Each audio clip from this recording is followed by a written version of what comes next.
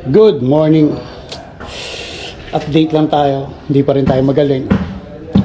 Saka sakto naman nag-uulan. Painit lang tayo ng bike kasi itong CH2 parang 8 days, 9 days ko nang di na-i-start.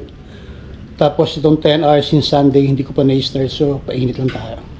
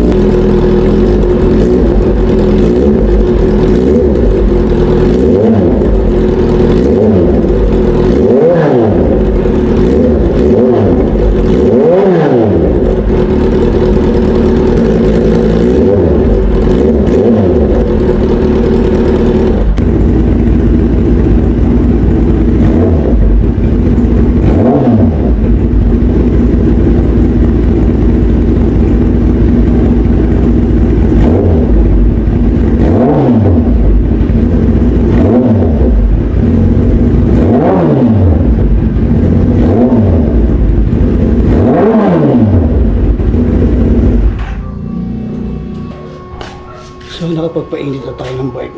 Okay na yun. At baka mag-init ang ulo ng mga kapitbahay ko. Babawi.